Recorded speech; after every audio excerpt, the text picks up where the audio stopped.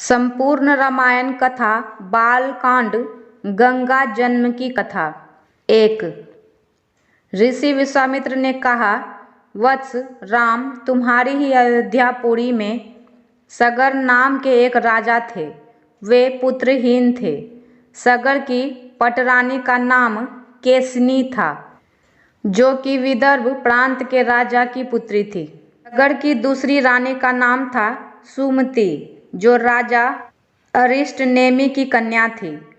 महाराज सगर अपनी दोनों रानियों को लेकर हिमालय के भृगु प्रस्थवन नामक प्रांत में गए और पुत्र प्राप्ति के लिए तपस्या करने लगे। उनकी तपस्या से महर्षि भृगु प्रसन्न हुए और उन्हें वर दिया कि तुम्हें अनेक पुत्रों की प्राप्ति होगी। दोनों रानियों में से एक का केवल एक ही पुत्र होगा, जो कि वंश को बढ़ाएगा, और दूसरी के 60,000 पुत्र होंगे। कौन सी रानी कितने पुत्र चाहती है, इसका निर्णय वे स्वयं आपस में मिलकर कर लें। केसनी ने वंश को बढ़ाने वाले एक पुत्र की कामना की और गरुड़ की भगिनी सुमिति ने 60,000 बलवान पुत्रों की। कुल काल के पश्चात रानी केसनी ने असमंज नामक पुत्र को जन्म दिया।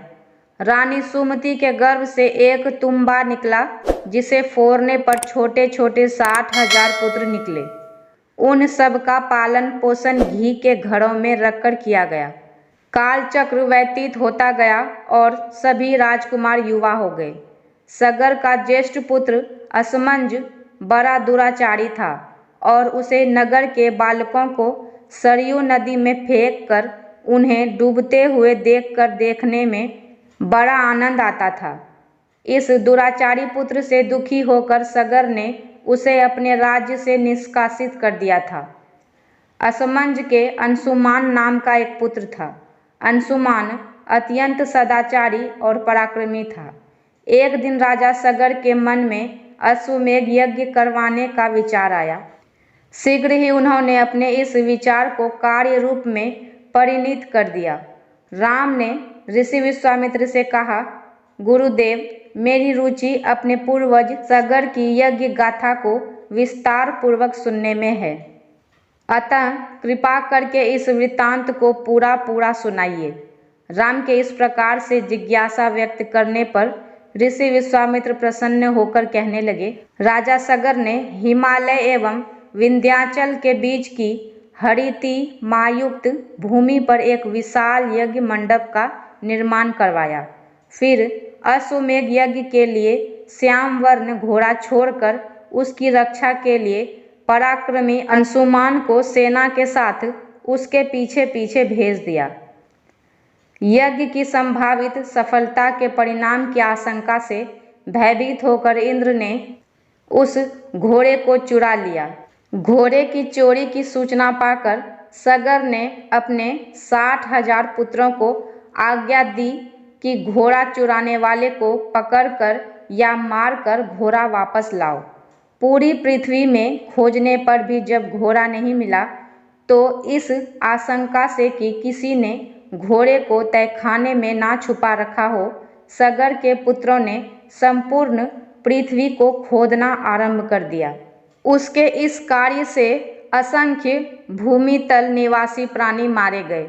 खोदते खोदते वे पाताल तक जा पहुँचे। उनके इस नृशंस कृत्य के विषय में देवताओं ने ब्रह्मा जी को बताया, तो ब्रह्मा जी ने कहा कि ये राजकुमार क्रोध एवं मद में अंधे होकर ऐसा कर रहे हैं।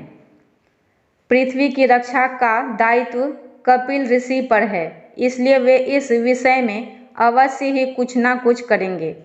पूरी पृथ्वी को खोदने के बाद भी जब घोड़ा और उसको चुराने वाला चोर नहीं मिला, तो निराश होकर राजकुमारों ने इसकी सूचना अपने पिता को दी। क्रोधित सगर ने आदेश दिया कि घोड़े को पाताल में जाकर ढूंढो। पाताल में घोड़े को खोजते खोजते वे सनातल वसुदेव कपिल के आश्रम में पहुंच गए। उन्होंने देखा कपिल देव तपस्या में लीन हैं और उन्हीं के पास यज्ञ का घोड़ा बंधा हुआ है। उन्होंने कपिल मुनि को घोड़े का चोर समझकर उनके लिए अनेक दुर्वचन कहे और उन्हें मारने के लिए दौड़े।